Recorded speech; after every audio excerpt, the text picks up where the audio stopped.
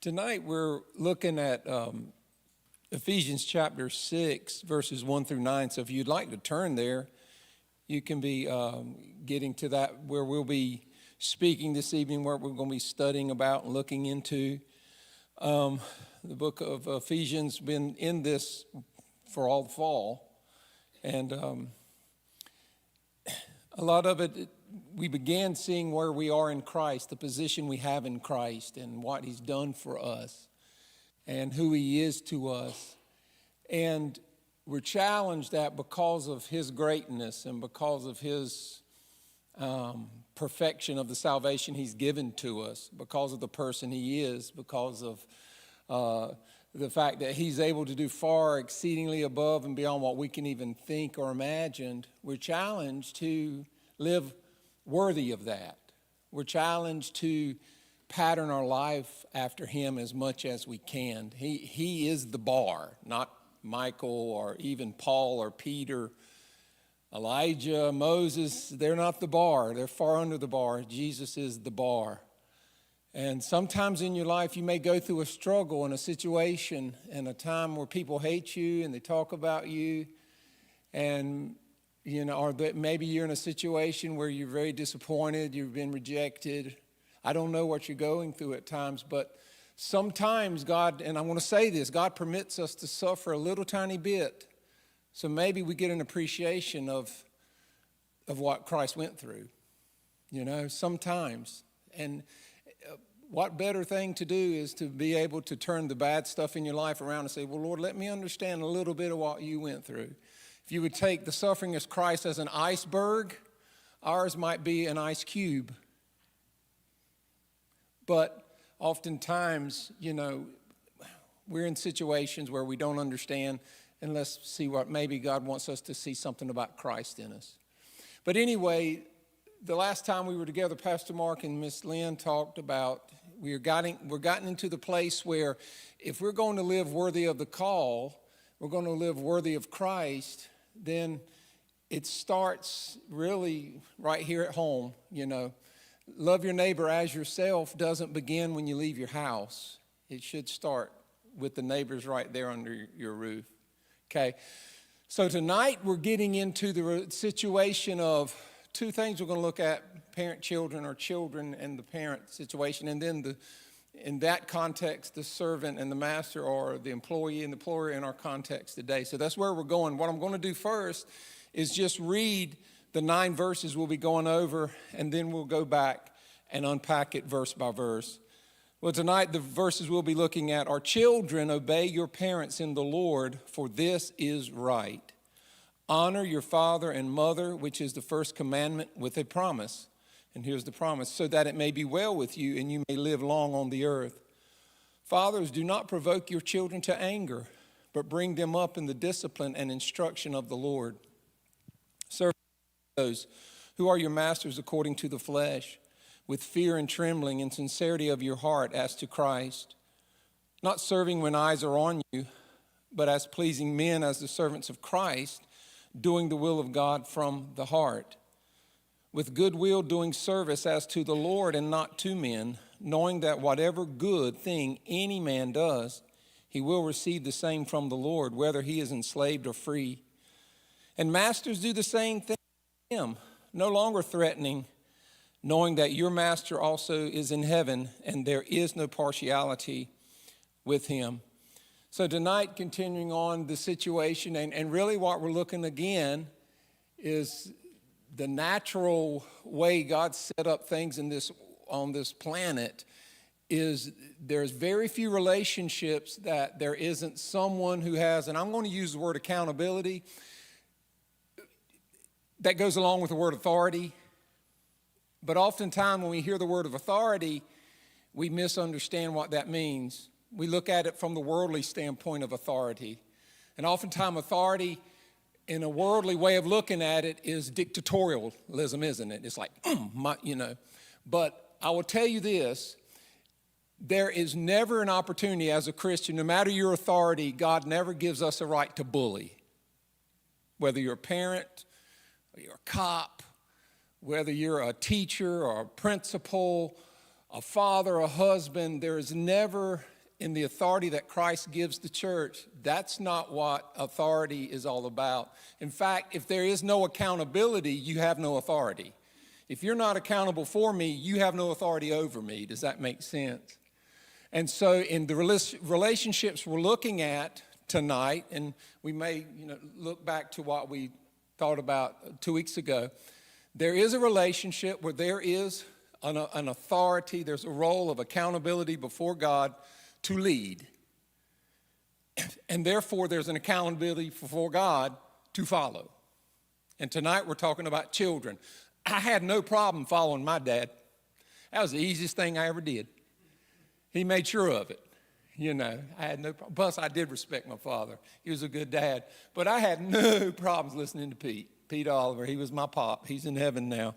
But he was a good father, but he carried a respect that, even sometimes now I get the shivers if I think about something I did that made my father mad. And so I'm very grateful the way I was raised. I think it's made an impact upon the person that I am. But tonight we're looking at the situation of children and parents, first of all. And I will tell you, I work in the school. There's a couple of the school teachers here.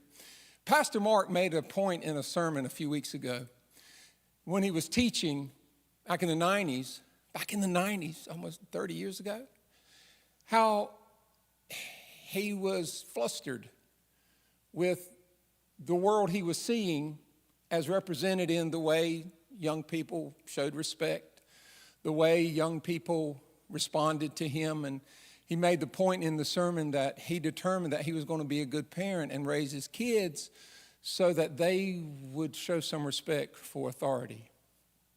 I will tell you now, there's exceptions to every rule, and there are things called bent twigs, and you can raise your kids up the best way you know how. And it doesn't mean that sometimes, they still rebel, and sometimes they're hard-headed. I had 5 in my family. I had a middle sister. She's not going to be watching this, but she knows what I'm talking about. So I'm going to tell, I'm going to say don't watch. But anyway, she was hard-headed. Had the same parents as I had. My older brother, once again, hard-headed. Same parents I had. So it's not about that no matter what we do as Christian parents, that you're guaranteed that it's going to be a bump-free ride. No, it doesn't say that. That's not the point. But we do our best, and we set the example, and we understand that in this relationship of parent and child, there's equal, reciprocal responsibility before God, how I follow as a child and how I lead as a parent. And all authority works that way. Oftentimes, how many of you, and you don't have to raise your hand, have felt like in your situation in your life that as the follower, most of the authority or most of the responsibility fell on you to follow right? How many of you ever felt that way? Well, guess what? You can throw that away. That's not how God thinks about it. No. Jesus said the greatest among you will be the servant of all. And so if he tells his apostles that they must be servants, then fathers, we must be servants. Husbands, we must be servants. Does that make sense? Because he sets the example in all these things. And this is just another example about the way the world works. There is never a time in our lives where somebody doesn't have some type of leadership over us. Or there's not a time in our life that we don't have some type of leadership or accountability or authority, whichever word you want to use, over someone else. Okay? And so don't do what I do what I say do. God's not for that.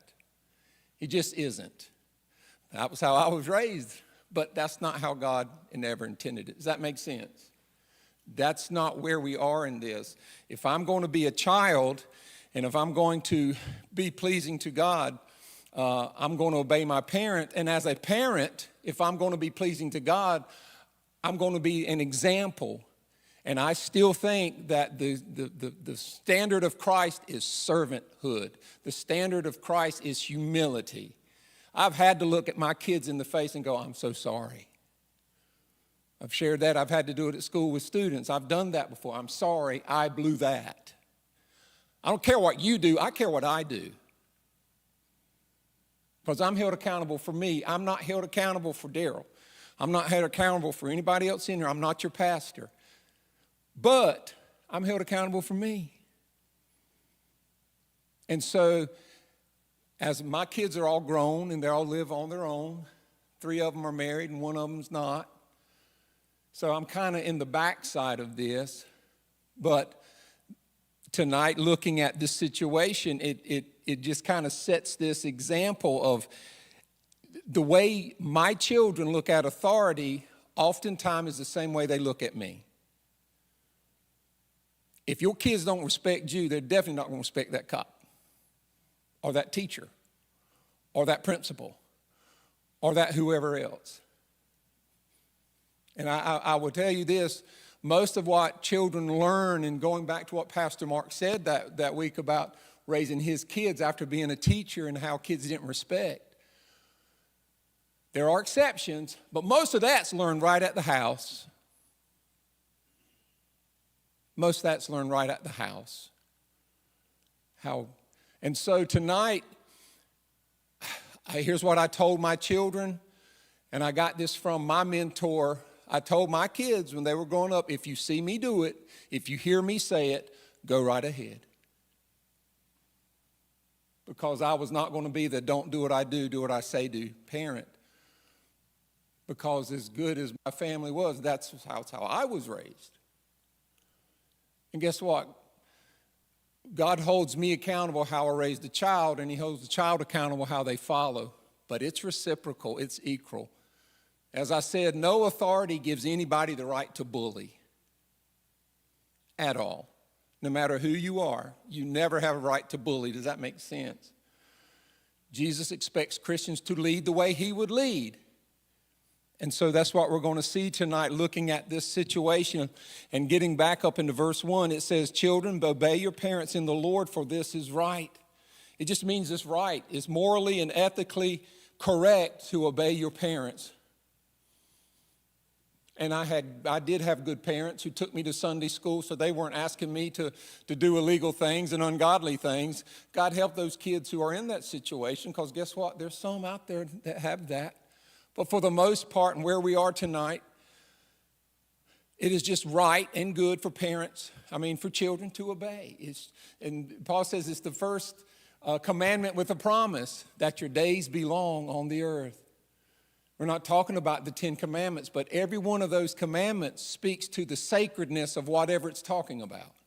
The sacredness of God, the sacredness of his name, the sacredness of the family unit, the husband, the wife, and the children, and those parents. Living in the Near East, seeing how, even to this day in the 21st century, how Middle Easterners, for the most part, show respect to their parents. We don't do that. We don't live that way. We have a different world. And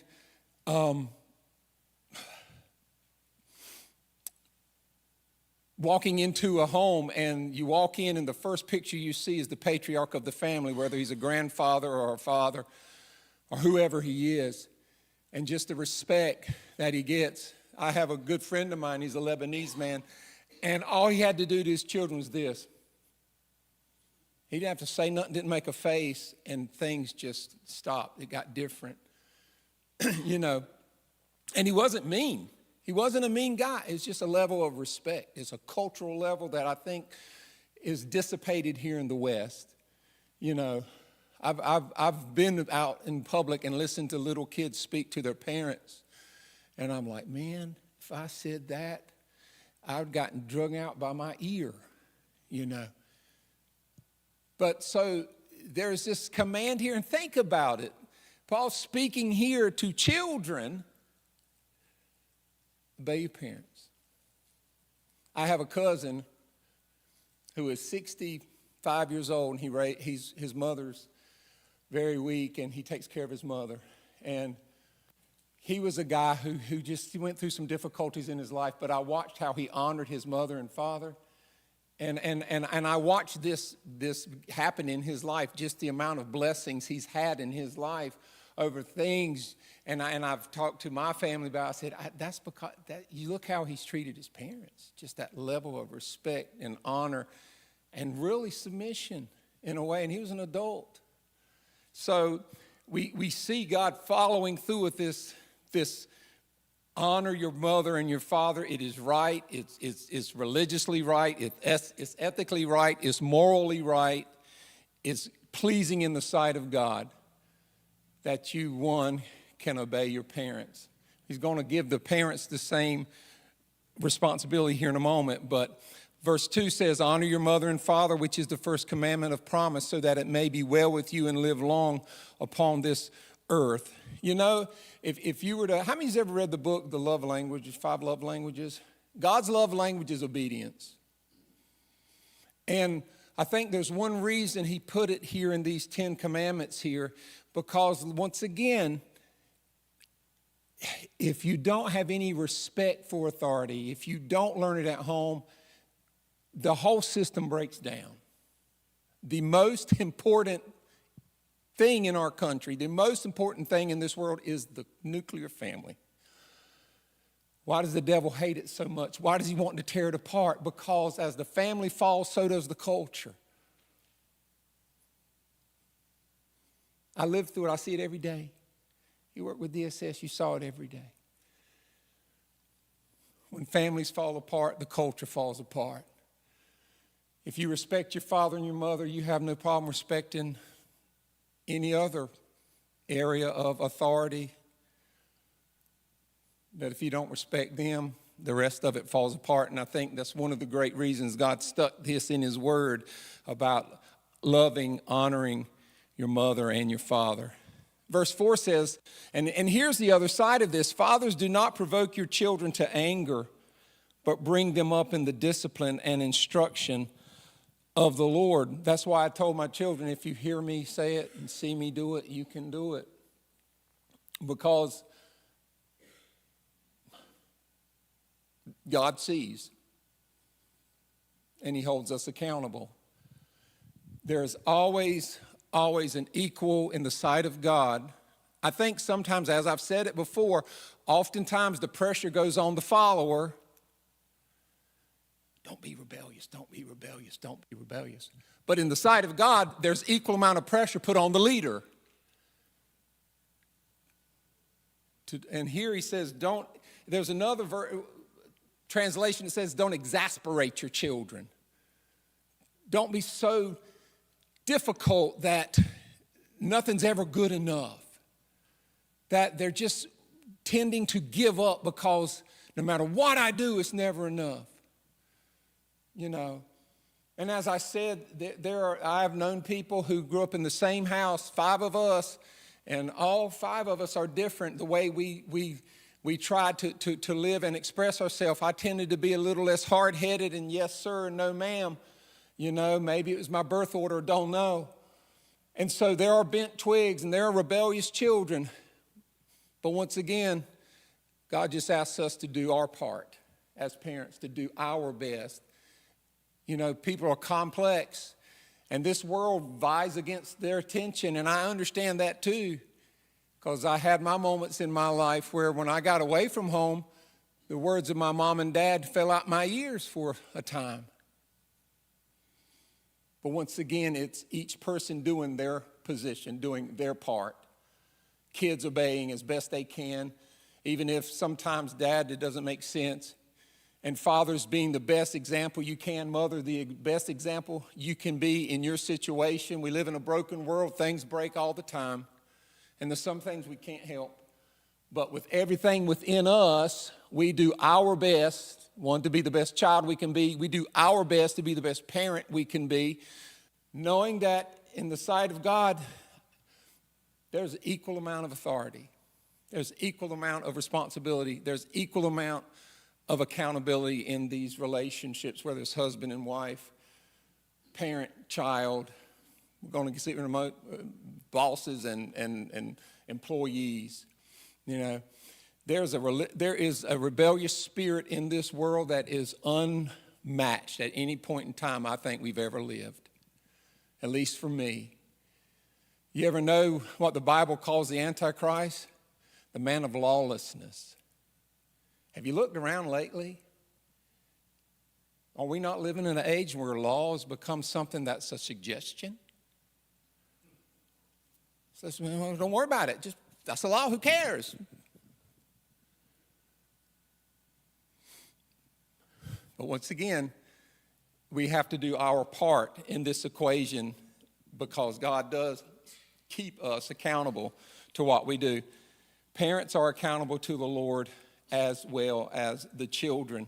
These relationships going back and forth, husbands and wives, once again, tonight dealing with the parent and the children, there is this reciprocal responsibility and accountability before God that with everything within me, I'm going to say I did my best. Is that fair? You know? So there's always things that can go south. There are times when families fall apart. There's times when children have to be taken out of homes because you have bad parents. And that's the ugly stuff and the bad stuff. And we hope that doesn't happen in Christian homes, but sometimes it does. I know Miss Lynn used to work or still is involved with DSS in some way. My first job when I got out of college, I worked for the county attorney up in Washington County, and part of my job was doing TPRs. And when I was 22 years old out of college, I'm not the person I was now. That was back still in my atheist days, and I was a TPR is a termination of parental rights. And we would have to go in, and because he worked for the county, and our client was DSS, and so we'd have to do all sorts of things. And one of my jobs was to draft TPRs and have to go out and find out whichever parent was the one who was not doing their duty and who was neglecting and all those things. And I was very impatient. As I said, that was my atheist days, and I just wanted to get it done. And the man I worked for, and he's still one of my friends, he's no longer practicing, but he would say to me, he said, Michael, you got to understand the state of North Carolina does not take lightly destroying families. And that was his words. Oh, you're also DSS. But that was his words. And like I say, in the ugliness of this world and the ugly stuff you ladies have seen in my little tiny couple of years in it, none of that was what God ever desired. But like every other sin in this world, it gets in there and it turns things upside down. But as best as we can, if we can do it God's way, if we can be godly parents, if we can be godly children, if we can learn at the table of the family what's right and what's wrong, if parents model what is right in front of their children as best we can, the children will pay attention and just try to do it the Lord's way. It works out. But it's so funny. This is really where it starts. The husband and the wife, the children. That's where it all starts. And that's where it first goes upside down. And it's a sad reality, as I've said, when these things sometimes fall apart. But it's not taken lightly, and it shouldn't be taken lightly. I've got something here. Well, I'm going to skip down. That's too far off the topic. So the first few verses tonight deals with the parents and the children. Children honoring your mother and father. I know every one of you here, your children mostly grown. There's some younger parents back with some younger children. But most of us, we're thinking about grandchildren now. That's what I'm thinking about. I'm not hurrying anybody, but I'm not going to lie and say I'm not praying. But anyway, but that role, that place of setting the example that it is not hard for your child to obey you. I can count on one hand how many times I had to spank my children. For the most part, they're not perfect, but they've been good kids. I can count on one hand, yeah, I had to do that. And they will tell you that my spankings didn't hurt. I'm a big guy, you know. But what it was more or less of, oh, wait, this is a consequence. It wasn't to bully or to even inflict a great amount of pain. For my oldest one, who's a smart kid, the embarrassment of it was enough. So I think he maybe got 2 in his whole life. He's 26. But to try to lead them as best you can, that obeying you is not hard. And that's really what Paul says here. And as a bullheaded person that I am, I personally put the greatest amount of responsibility on the parents, the fathers, and the mothers to make this right. Because those children, especially the young ones, they have no idea. They're blank slates for the most part. Yeah, they've got some things in them, but it's us setting the tone and leading that example and being the parent that child doesn't mind obeying. Like I said, I had some folks in my siblings that they pushed the borders. And what Miss Lynn said and Pastor Mark said the last time, the same thing about husbands and wives. A husband being an easy person to respect. It's the same spirit here. You could just about change the situation of someone with accountability and someone with authority and someone who has to follow and someone who has to listen. It's still the same thing. The one with the authority, the one with accountability in that situation, in the sight of God, you're held to the same reciprocal standard as the person that is supposed to submit. Does that make sense? And I think, for me, I think it's even greater.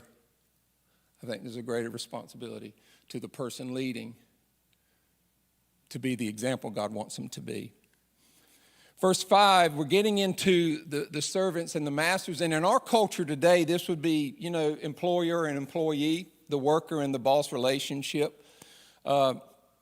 In that day, in Paul's days, and sticking in the manner of which Paul presented this was a household situation in that day. This was something that was an extension of the home. And there's a lot of talk about the home in this situation in chapters 5 and 6, about the way things were arranged in those days. But today we would think about the way we as bosses and the way we as employees go about our business of being a follower of someone who is writing a paycheck. I always tell my children, work so you never have to be embarrassed about getting your paycheck. I often told my kids as well, I said, if you work hard and you take initiative, a lot of kids don't know how to do that. But if you will do that, it'll pay off for you.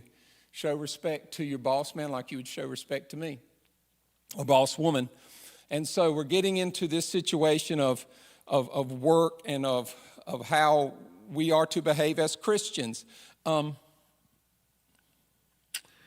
I worked for a copier repair guy, and I say this not to speak down on the church, but I will just be honest with you. The hardest folks we had to find to finally pay their bill were churches. I always dreaded going to the church to repair the copier because I had the hardest time dealing with somebody. Secretary is always mean or bitter or angry. And not always, but I'm just being honest. My daughter is a waitress. You don't want to know. You just don't want to know. There is no excuse for God's people to be crabby. There's no excuse for God's people to be sour and bitter and angry and demanding and ungrateful. Right? So if we're Christian folk, the boss should love to see Christian folk making that application. They don't want to say, oh, no, it's another Christian. I'm not hiring that guy. And I'm not saying that's the case. I'm just telling you, in some of the things I have been in, sometimes we can become more focused on who I am in God. Do you know who I'm a child of God? Act like it then. Is that fair? I never saw Jesus Christ, the Son of God, going around, I'm the Son of God. How dare you laugh at me? How dare you spit on me? How dare you talk about me? I'm the Son of God. Jesus is the goal. And there was a lady, and I'll tell you what happened to me. And I just wasn't a Christian, but it was in this situation. I was in a class, somebody was teaching something, and the person was an older lady with me, and this person just kept speaking to us like we were billy goats or something, just very snappy. And I'm usually the kind of person who can take it, but the lady with me was a lot older than me, and the lady said something to her that embarrassed that lady and was mean. And I said, ma'am, don't speak to us that way. I said, there is no reason to speak to us that we're both adults.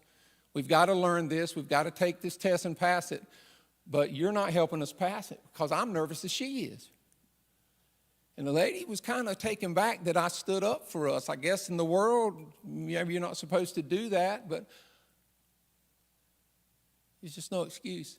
And so once again, we're getting into the situation of authority. And if you get nothing else tonight out of my 45 minutes of blabbering is this: authority is no excuse to bully. It is never the right just to push yourself on somebody, whether you're a husband or a pastor. I've been both of those. Whether you're a boss at work, I've been that. Whether you're a teacher, I am that. And I have to remind myself every day, Michael, you don't have a right to bully. So you're going to not talk to them like, that's Rachel. That's how I do it. When I'm losing my temper, that's Rachel, that's my daughter. And to me, she's made of gold. And so, okay, that's Rachel. How would I want that teacher to speak to my daughter? And so this is where we're getting in tonight about this relationship of leading and following. No matter who you are, you don't have a right to bully. Servants, obey your masters, who are masters according to the flesh, with fear and trembling and sincerity of your heart as to Christ. And in the sense of today of being someone at work, there should be some respect for the person who's leading, even if they don't walk in the role and they don't respect it. As Christians, we should respect that. You know, and Paul uses this term, fear and trembling. Doesn't that, and I'm telling you, this is a cultural day, and we don't have a context we can go with that's anything like this. But we can think about being a person who's under someone's leadership at work. Someone that maybe is hard. I've had my share of that. I've had my share of hard bosses that, man, if I don't get out of this job, I'm going to lose my mind. And we're much more transient nowadays. You know, we are free to move and go and find jobs and go somewhere else. But while we're there, we can still be the best employee we can be because God does watch. And there's been times in my life and times I've watched others who they didn't get a promotion from the boss man, but they did get one from God because of the way they behaved. And the way they followed, and the way they're going to be happy. I'm just going to step on. Because I live in a world where there's a lot of complaining, and I'll stop with that. There's a lot of complaining in my world. I'm just happy to be here. So have this sense of fear and trembling, Paul says. This idea of respect. The idea that, you know, this person's a human being and they've got a job, and I don't understand all the ins and outs. You've been in leadership. I guess you're in leadership now. And there's people who have no idea about your job, but they think they do, and they think they can do it better probably. But that just shouldn't happen, especially among Christians, right? Paul says here with an idea of fear and trembling. When was the last time, and some of you are retired, in your job, the boss man standing in front of you that you actually felt, you know, I need to show some respect to this man, this woman, as if I were doing this to the Lord, because that's the standard, as unto the Lord. And sometimes you have to put Jesus in the crown of thorns to see past that human being, but that's the standard. How many of you have ever been to Arlington National Cemetery? My son Jared used to work there when he was in the Army. And we were there one day, and they did the changing of the guards. And they were in the middle of the ceremony. And at first, I'm like, is this part of it? I'd never been there. But someone said, this isn't part of it. I don't know, maybe it is. But anyway, all of a sudden, this dude stopped. And they stopped, and the other dudes just kind of froze. And he spun around and went up and corrected somebody in the crowd.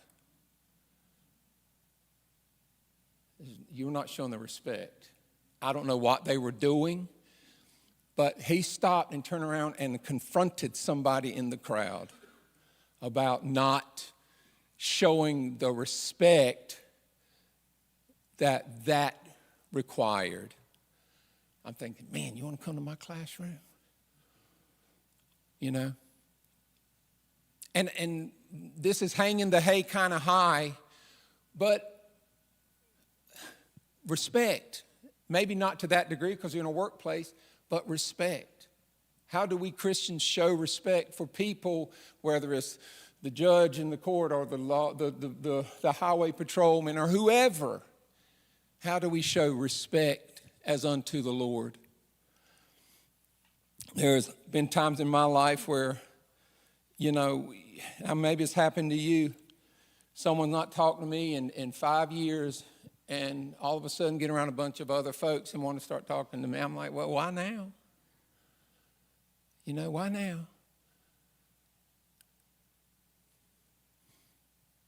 Because somebody's watching. The point is tonight, Jesus is always watching, and he watches with love, but at the same time, all these places we can't duck and hide. And how many of you love when you show up to work that everybody is positive and happy, and that doesn't happen everywhere, but that there is a positive, team-minded, we're going to do our jobs, and we're going to be grateful, and we're going to be thankful, and we're going to respect, and we're going to do our part, and we're not going to throw fits, and we're not going to act like children. Wouldn't that be great if that was every job? Is that every job? Is that any job? Probably not. But I'm sure it would be nice in God's eyes if his children behaved that way, right? I'm never so pleased as when I hear someone saying, you know, your daughter's so kind and she's so respectful, or your son's so respectful, whoever. I'm glad of my children's gifts, but I'm much more interested in somebody say, you know, Jonah was so kind to me yesterday than, well, he sang pretty. He didn't do nothing for the voice, but that kind act came from a place in his heart. And that means much more to me and to the Lord.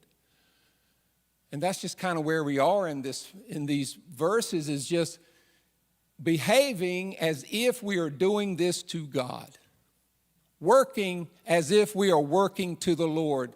Being a child as if we're being a child in the presence of the Lord. Being a parent as if we are parenting the Lord himself. Being a wife as if we are following the Lord. A husband as if we are acting like the Lord. I mean, in all these things, there's no place to sidestep my accountability in my role, whether I'm the child or the father, the husband or the wife, the boss or the worker.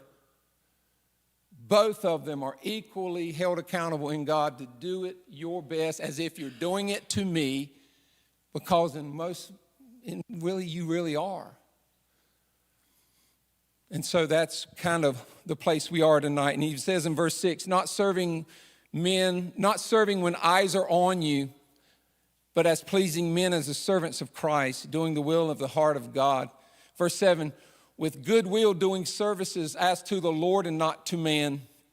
I kind of jumped in front of that place here, but that's the whole thing, no matter where you are in this situation. And verse 8 says, knowing that whatever good thing any man does, he will receive the same from the Lord, whether he is enslaved or free, bond or free. As I said, this is a different culture and a different day.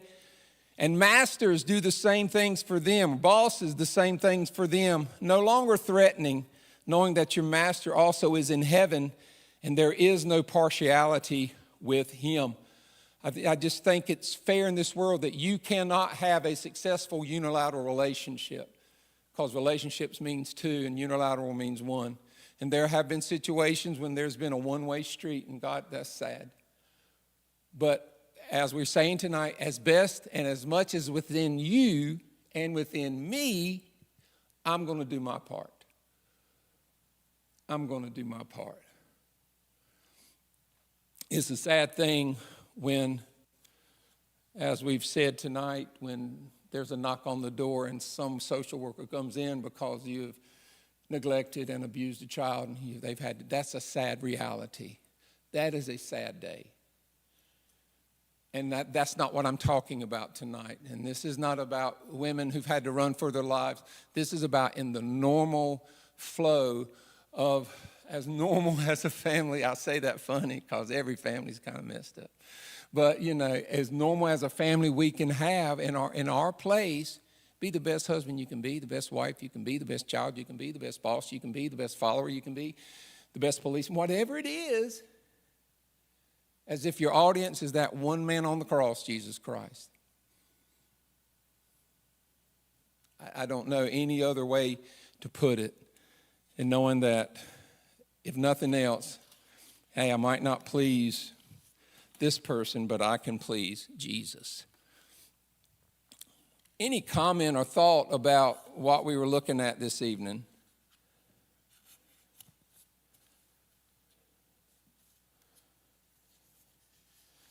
These are very pragmatic places in the scriptures here in chapter 6. And getting into places that we don't have, you don't have revival messages based on Ephesians chapter 6, But this is necessary. This is good. And some of you with younger kids, maybe something tonight, just live in front of them and give. I challenge you. If you hear me say it, if you see me do it, and then the pressure comes to you and you go, well, I don't want them to say this or do that. Well, then why are you? Is that fair? Well, I'm 30 years old, so?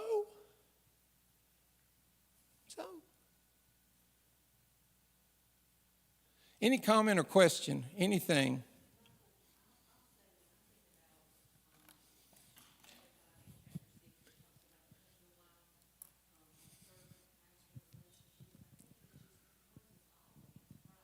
Mm-hmm.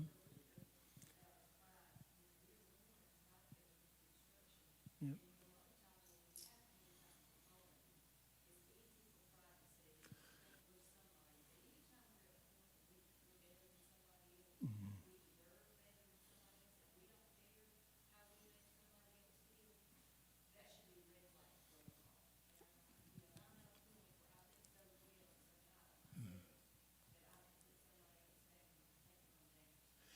Yes, exactly.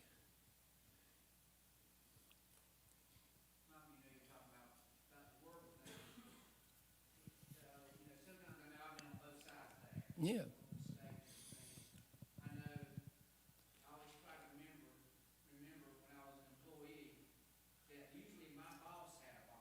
Right.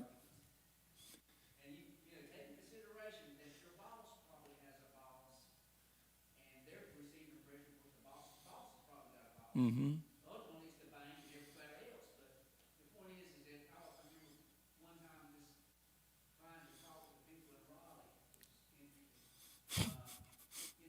Say, look, I'm trying to see your point of view. Can you see my point of view? Yes, sir. And that's what, and I think that helps the relationship by even trying that. Mm-hmm. Do unto others as you would have them to do unto you, right? That's the rule in my classroom. If you don't want somebody to do it to you, don't do it to them.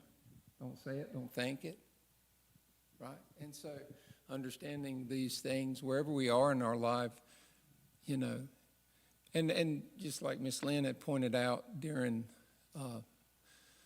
the last time we were together is, as I was saying, there are examples where things go bad, but if someone's not leading you to disobey God, and there are children who live in places where parents do ask them to do things that's wrong. God help them. But what I'm saying is, in the general flow of the normal life, if there is such a thing, being the best child, being the best parent, being the best example that we can be. And then, you can honestly say, and I've said that before a few times, I'm like, when did you hear me say that? When did you see me do that? And so, and so what do you have to do and what I've had to do? And because I don't know about you, but I might be the only one in here, but I'm not perfect. And my kids have seen me lose my temper. My kids have seen me say things I shouldn't have said. And I immediately had to go, I'm sorry, guys. I'm so sorry. And so, I've never had one of them say after those things happen, go, Daddy, can I say that now? I've never, But I'm just being honest. I would love to tell you since 1995 when I became a Christian that I've lived this perfect life and I've never done anything that I'm ashamed of. I would be lying to you. And I don't think there's a person in here tonight that wants everybody in this thing knowing every thought we've thought today. But I'm just saying, it is a risky place to be. But understand these things that we've looked in this word tonight. And the other thing, the nugget is you can't bully no matter your authority. But the other side of this is there is a reckoning. And I don't wish for that. I have enemies in my life right now today that I'm praying God to get a hold of. But there is a reckoning, and there have been people who you have been taken for granted at work, or you have been, abused in some way by someone at work or whatever. But those things we have to put in God's hands, and we do what we have to do. As I said, it's a sad thing when things don't go the way God wants them to. I'll close on this account because it kind of, and this was the point that I skipped over. I have a friend, he's from Australia. He lives in England now. And if you're Australian, Canadian, other parts of the world, you're part of the British Commonwealth. So he considers himself a monarchist, and he's loyal to the crown. Every 4th of July, knowing that he's got American friends, he will put something snarky on his, Instagram saying, you ungrateful colonist, about that. Because in his mind, what we did broke God's word. You ever hear that one? Yeah. In his mind, we went against some tenets of the faith when we rebelled against the crown. He's got a point. But I don't agree with his point. And so one year I sent him the Declaration of Independence. And I said, I'm going to say his name, probably wouldn't be watching this anyway, and he already knows this. If he would have stumbled across it, he knows it's him. I'm like, hey, buddy, how you doing? But I sent him this. I said, read what it said here. And what it says in the heart of that document, and it's about what we're getting at tonight, it says, we understand that we don't break the bonds on light affairs, and I'm just paraphrasing it. That, we don't take this thing lightly, but we are appealing to divine providence. And we're just putting ourselves on the line that if God's not pleased, may he stop it. But we have no other choice. And sometimes life gives people and children and DSS and wives and husbands no other choice because of what's going on. But it's never done lightly. And our heart should break when things crumble and fall apart, when we fall out of God's way of doing things, because his way does work best. And I just hope that if you have young family members, and encourage them to be the best parents they can be. Encourage them to be the best spouses and husbands and wives they can be. Encourage them to be the best whatever boss or wherever they can be. Because even in these matters, and this is the one place nobody wants to talk about anymore. They want to know how much money you got. They want to know what you do for a living. But I'm telling you, the most important relationships you will ever have, when you lock the door at night, they're in there with you. There is no relationship better. I don't care if you have billionaire friends. The most important relationships you have are those folks called your child, your husband, your wife, your children. They're the most important ones. Yes, we talked about job tonight, but in the original context, this was another household relationship. And if the house falls apart, the whole world falls apart. That's why the devil hates families, and he'll hate it till God gets us. So fight for that. Because really, 5 and 6 is really about that. That's how can we make this thing work? Kids, be the best kid you can be. Parent, be the best parent you can be. Husband, be the best husband you can be. Wife, be the best wife you can be. As if you are doing it as unto the Lord.